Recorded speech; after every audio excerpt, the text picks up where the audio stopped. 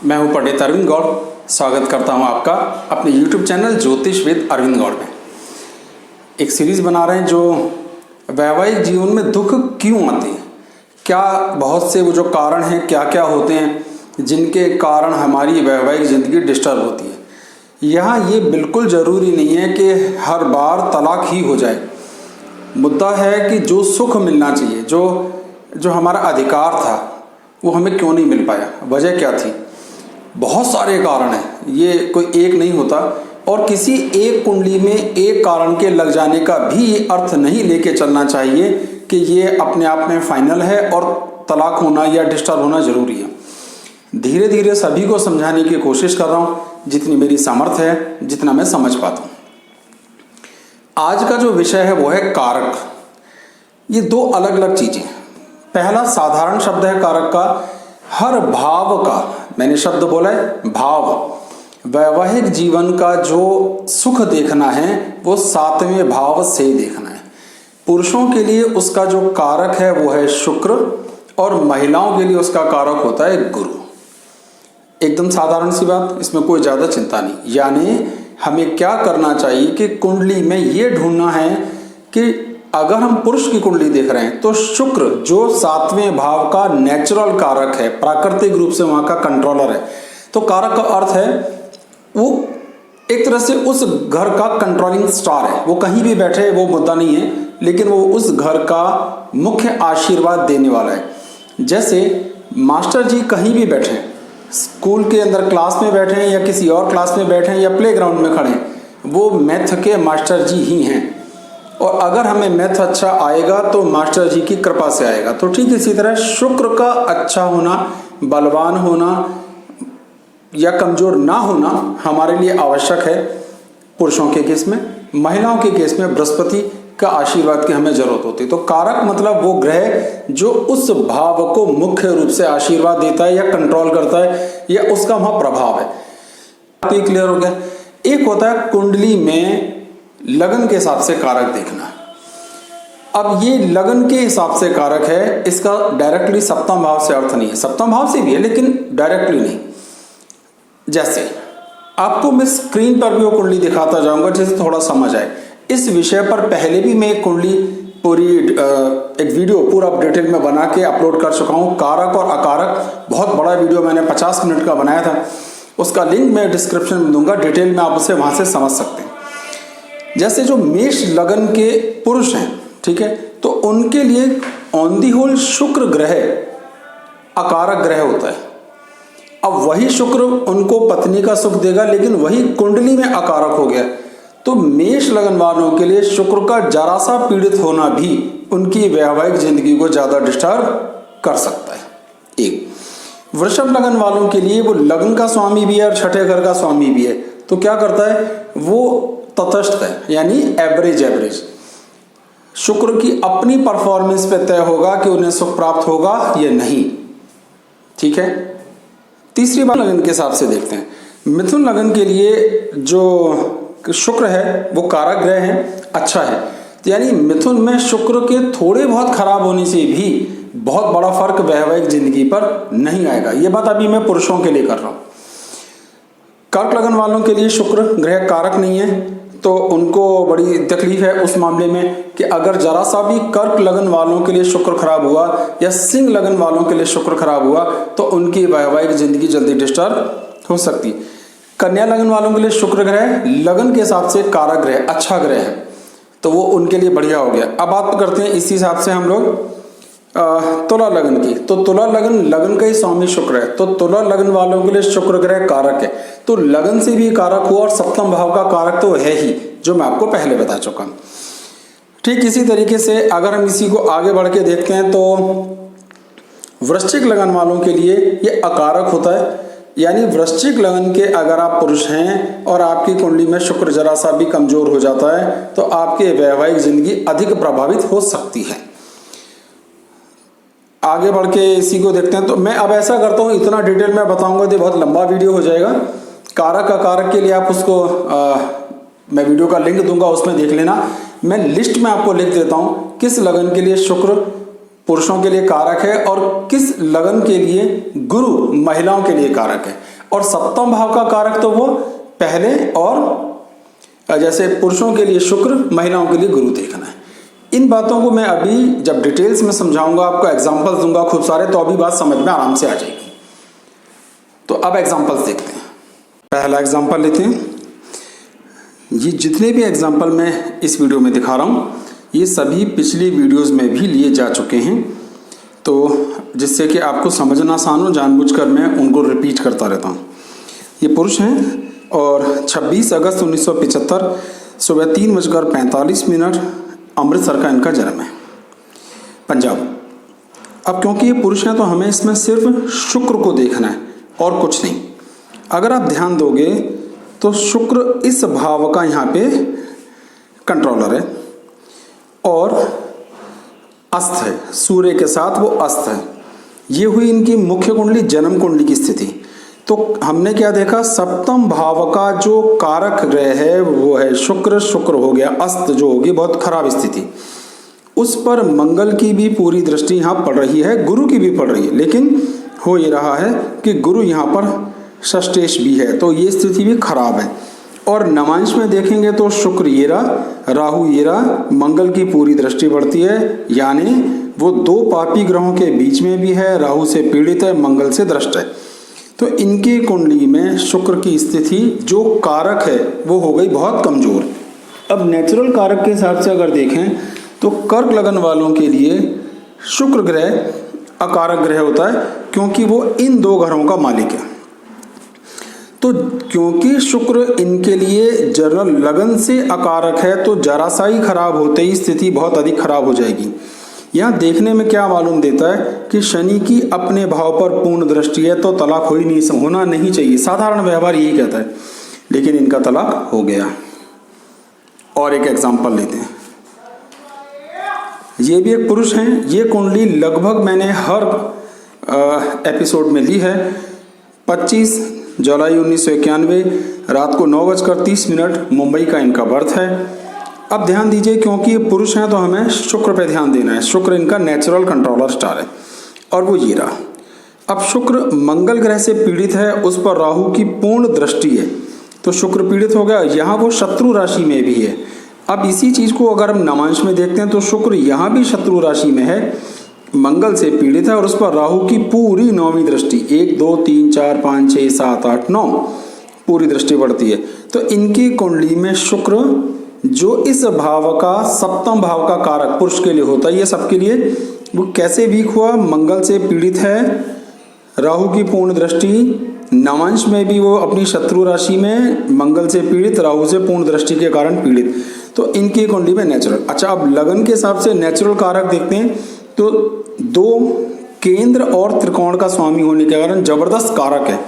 तो वैसे तो इनके लिए बड़ा शुभ है शुक्र का यहाँ होना, जो धन संपदा पोजीशन रुतबे के लिए तो बहुत अच्छा है, पर स्थिति खराब हो गई। इस कारण वैवाहिक जिंदगी में डिस्टर्बेंसेस आने तय थे। ये कुंडली भी पहले बहुत बार ली जा चुकी है। पुरुष हैं, 16 मई 1981 सुबह 5:05 वलसाड गुजरात का इनका जन्म है। अब क्योंकि ये पुरुष है तो हमें सप्तम भाव का कारक लेना है शुक्र, जो सूर्य के साथ अस्त हो गया। नवांश में देखते हैं तो ये है शुक्र की सिचुएशन और उस पर मंगल और राहु 2 पापी ग्रहों का प्रभाव आ गया। तो क्योंकि इनका नेचुरल कारक डिस्टर्ब हो गया, लेकिन मेष लगन के हिसाब से देखें तो शुक्र इनका अकारक है, यानी पहले से ही वो इन्हें शुभ फल देने के लिए तैयार नहीं था। कमजोर होते ही और कारक के कमजोर होते ही स्थिति बिगड़ गई। आप समझ पा रहे हैं ना, 2 अलग अलग कारक हैं, एक लग्न से देखना है तो ये अकारक हैं। इसी विषय को डिटेल में समझने के लिए मैंने वीडियो का लिंक दिया है, जिससे आप अच्छे से समझ सकें। तो आज का विषय सिर्फ इतना, कारक, नेचुरल कारक शुक्र अस्त, और अस्त होने के साथ स्थिति क्या आई कि वो यहाँ भी 2 पापी ग्रहों से पीड़ित हो गया। तो ये एक स्थिति हो गई। फ्री करते हैं इसको। अब ये लीजिए, ये भी एक पुरुष हैं। 26 जुलाई 1979 रात को 10:10 रुड़की का इनका बर्थ है। क्योंकि पुरुष है तो हमें इस भाव का कारक शुक्र बना। शुक्र सूर्य के साथ यहाँ पर पीड़ित हो गया, अस्त हो गया, और अगर हम ध्यान देंगे तो वो मंगल और शनि दो पापी ग्रहों के बीच यानी पाप कर्तृ योग में भी चला गया।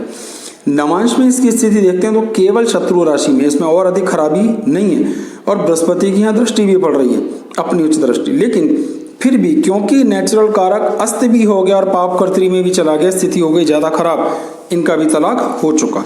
इस कुंडली में अगर आपने ध्यान दिया होगा, ये पहले भी कई बार लिए और बहुत सारे रूल्स इसमें ऑलरेडी लागू हो चुके हैं। ये एक महिला हैं, ये कुंडली भी पहले कई बार ली जा चुकी है। 8 अगस्त 1992 2:43 पीलीबंगा राजस्थान। अब ये महिला हैं तो हमें इनकी कुंडली में गुरु को कारक लेना है। ये रहा गुरु। अगर आप ध्यान देंगे तो गुरु पर राहु की भी पूरी दृष्टि है, मंगल की भी पूरी दृष्टि है। गुरु को मेन कुंडली में अब नवांश में देखें तो शत्रु राशि में चला गया और इस 12वें घर में चला गया। तो इनकी कुंडली में जो इस भाव का नेचुरल कारक है उसकी स्थिति कमजोर हो गई। और भी बहुत सारे योग लगते हैं जिसके कारण तलाक हुआ, लेकिन कारक भी यहाँ पर कमजोर दिखता है क्योंकि उस पर पाप प्रभाव बढ़ गया।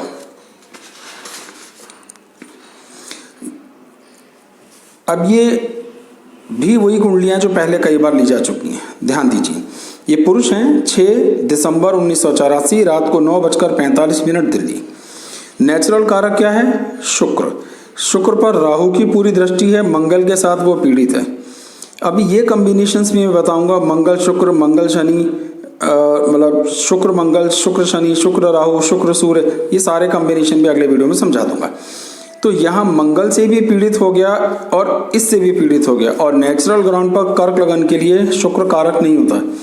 अब इसी को जब हम नवांश में देखते हैं तो स्थिति यह है कि वो नवांश में तो अच्छा खासा बलवान है पर उस पर शनि की और मंगल की पूर्ण, शनि की 1 2 3, मंगल की चौथी 1 2 3 4, ये पूरी दृष्टियां पड़ती हैं। तो यहाँ पर ये स्थिति के कारण ही इनका तलाक हुआ।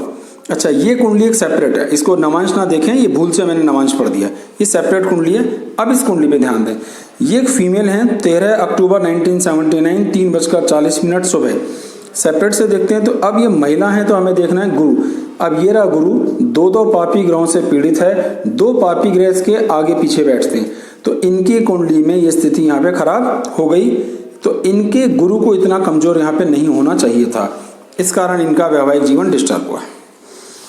ये कुंडली है, महिला है, 13 मई 1982 रात को 9:40 चंडीगढ़।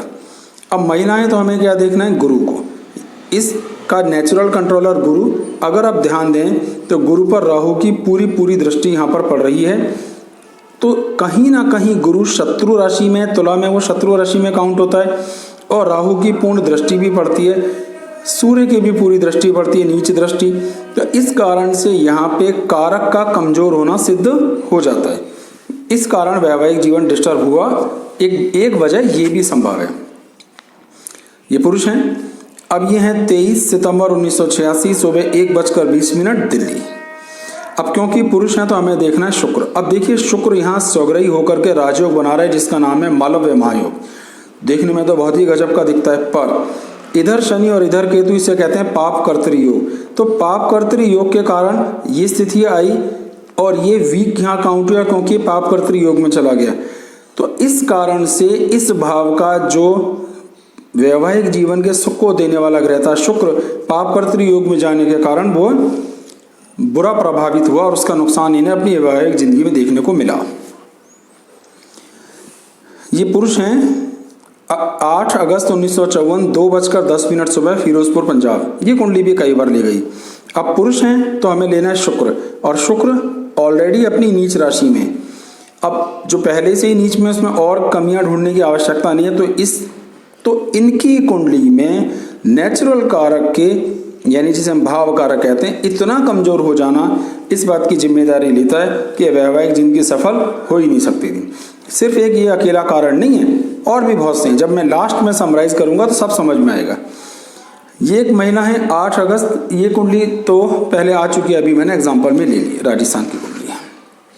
अच्छा, महिला है, 5 फरवरी 1983 1:45 दोपहर, कानपुर का वर्त है। अब महिला है तो हमें क्या लेना है? गुरु। अब ये रहा गुरु। अब एक और भी रूल होता है कि कारक को अपने भाव को, जिस भाव का कारक है, ध्यान से समझिएगा, कारक को अपने भाव में अकेला नहीं होना चाहिए और गुरु यहाँ अकेला है तो वो भी उस भाव का नुकसान करता है। शनि और केतु यानी ये पाप कर्तृ योग बना, कारक यहाँ पर अकेला है तो ये भी अच्छी स्थिति नहीं बनी। इनकी भी कुंडली में विवाह को लेकर दिक्कतें आई। ये एक पुरुष हैं, ये बॉम्बे वाली कुंडली तो एग्जाम्पल में अभी ली जा चुकी है, इसको छोड़ देता हूँ। ये एक पुरुष हैं, 3 सितंबर 1984 10:05 शाम को दिल्ली। अब फिर देखिए कि क्योंकि पुरुष हैं तो हमें इस भाव का कारक लेना है शुक्र को।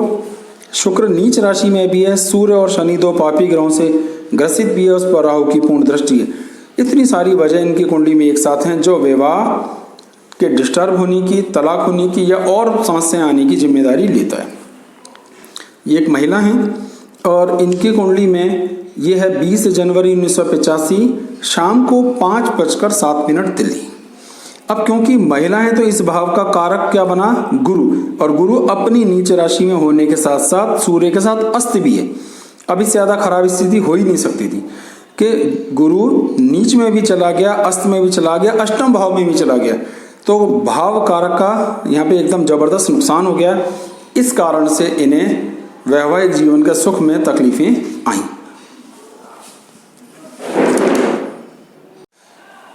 सारे एग्जाम्पल्स देखकर मुझे उम्मीद है आपको ये मुद्दा जरूर थोड़ा बहुत समझ में आया होगा। बहुत कॉम्प्लिकेटेड नहीं है, लेकिन जिनको बिल्कुल ज्योतिष नहीं आती उन्हें थोड़ा समझने में दिक्कत होगी।